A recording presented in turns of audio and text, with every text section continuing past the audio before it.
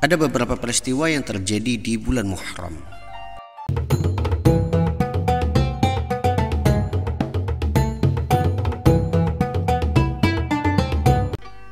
Bismillahirrahmanirrahim. Assalamualaikum warahmatullahi wabarakatuh.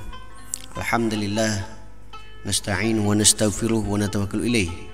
Asyhadu an la ilaha illallah wahdahu la syarika lahu wa asyhadu anna sayyidana wa nabiyyana Muhammadan sallallahu alaihi wasallam abduhu wa rasuluhu la nabiyya ba'dah.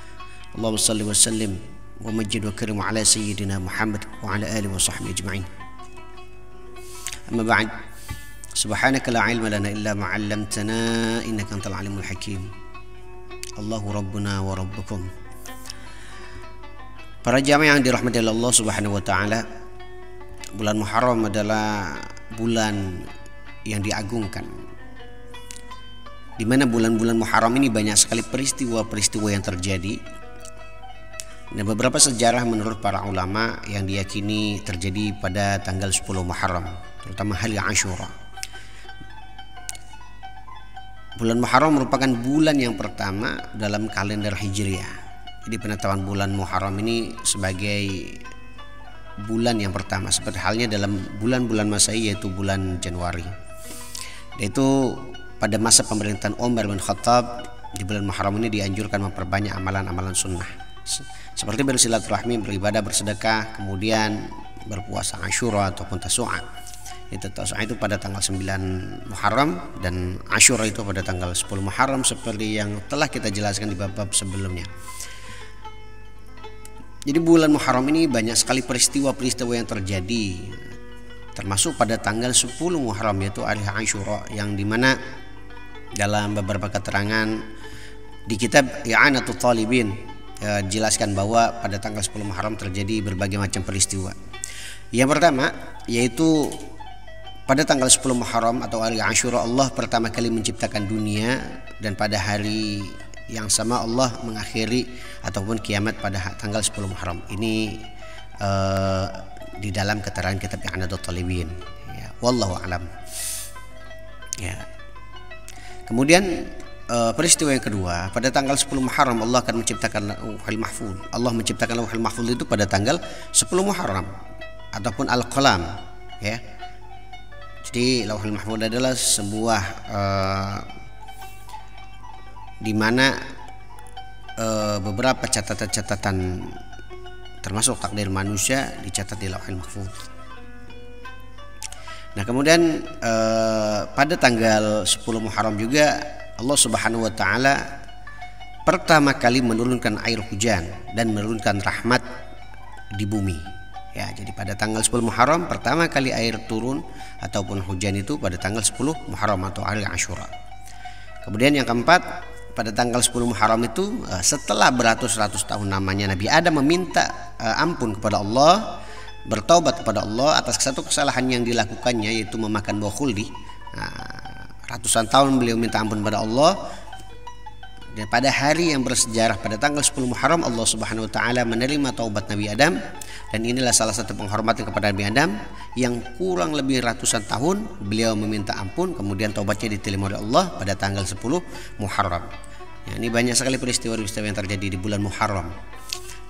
Kemudian yang kelima yaitu 10 Muharram, yaitu pada tanggal 10 Muharram Nabi Idris alaihissalam memperoleh derajat yang tinggi di hadapan Allah Subhanahu wa taala.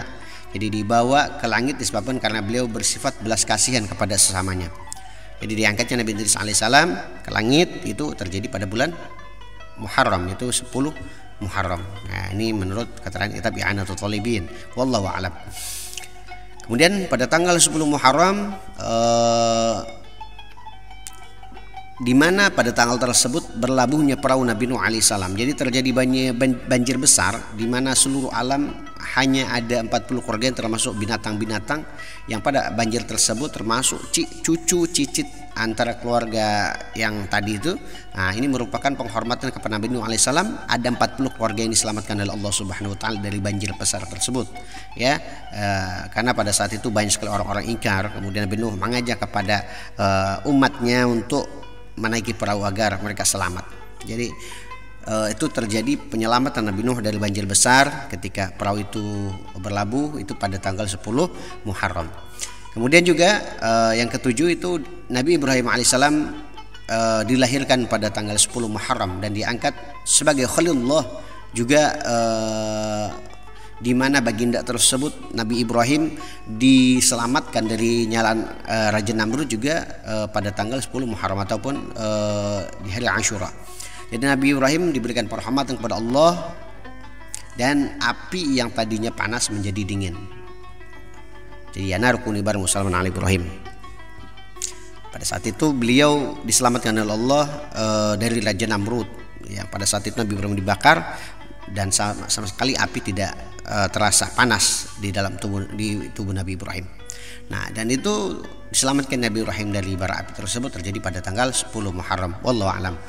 Kemudian yang ke-8 pada tanggal 10 Muharram itu Allah Subhanahu wa taala menyelamatkan Nabi Musa pada tanggal 10 Muharram dari kejaran Firaun dan memberikan mukjizat yaitu tongkat menjadi ular besar juga. Kemudian tongkat Nabi Musa juga kita ketahui bahwa mukjizat Nabi Musa ini tongkatnya bisa membelah lautan, dan diselamatkan Nabi Musa dari kejar Firaun juga terjadi pada tanggal 10 Muharram.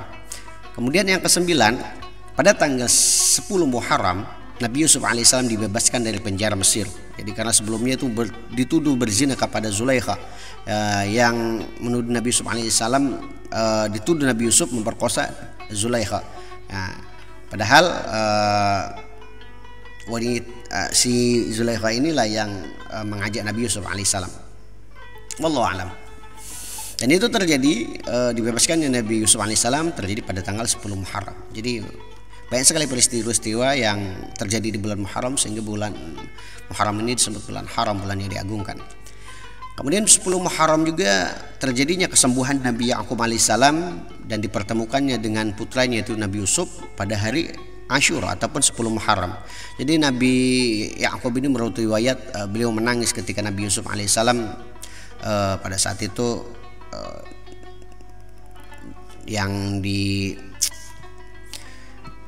diceburkan ke sumur tanpa kabar. Nabi Yakub selalu menangis setiap hari sehingga membuat matanya buta. Jadi ketika dipertemukannya Nabi Yakub dengan anaknya Nabi Yusuf alaihissalam sekian tahun lamanya, dan itu terjadi pada tanggal 10 Muharram. Nah, pada tanggal 10 Muharram ini Nabi Yakub alaihissalam disembuhkan oleh Allah Subhanahu wa taala dari kebutaannya ketika berjumpa dengan putranya Nabi Yusuf alaihissalam. Ada yang menyatakan ini adalah keberkahan di bulan haram. Nah, ini Nabi Yakub alaihissalam sembuh daripada butanya pada tanggal 10 Muharram. Kemudian yang ke-11 ada pada tanggal 10 Muharram Allah Subhanahu wa taala mengeluarkan Nabi Yunus alaihissalam dari perut ikan. Ya, dari kita ketahui bahwasanya Nabi Yunus alaihissalam dahulu pernah ditelan oleh ikan yang besar, kemudian 40 hari dalam ikan tersebut dengan 3 kegelapan yang berlapis, yaitu kegelapan perut ikan, kegelapan lautan, dan kegelapan malam. Masya Allah. Dan Nabi Yunus alaihissalam diselamatkan oleh Allah terjadi pada tanggal 10 Muharram. Beliau bertahan selama 40 hari, selama 40 hari itu tanpa makan, tanpa minum. Beliau selalu bersujud pada Allah Subhanahu wa taala, subhanaka inni kuntu minadh dhalimin.